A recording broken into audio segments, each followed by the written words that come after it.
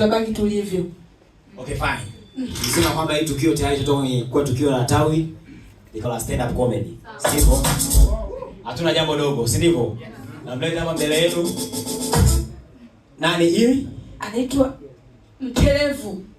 Emmanuel Mtelevu. Piga makofi mengi kwa makofi kwake anapokuja. Mtelevu. Ondoka, simama kwa piga ngoma kidogo. Lima naomba usije hivi, lima yarudi magoma hapo.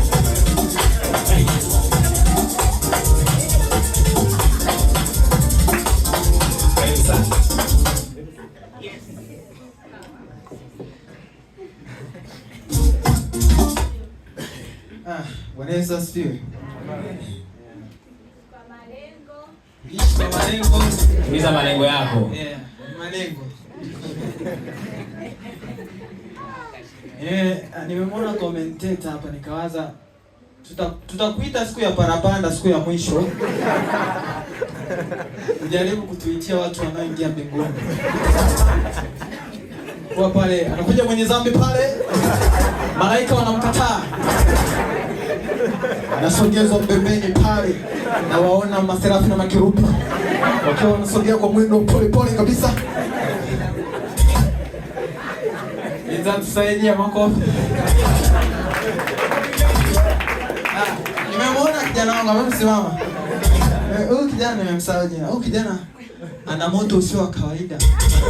Anaongoza hadi mwaka wa 4 sala ya toba. Nilikutana naye nakumbuka ilikuwa ni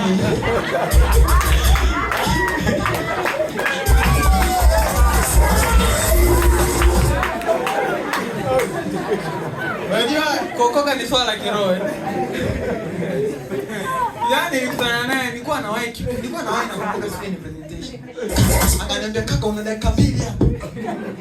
Nikasema sawa. Akaniita bro naomba niongee na wewe mara moja. Sawa, haina shida. Nyie, kijana ana uwezo wa kumwelezea Yesu kwa dakika 1 ukamwelewa.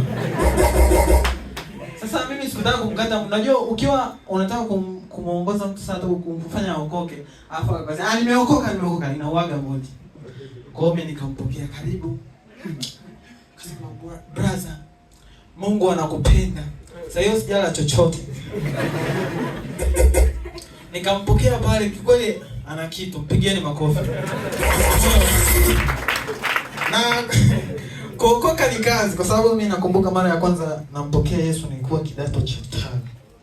Kipindi hicho ujana unasumbua. Nilikuwa niko kwenye harakati na mimi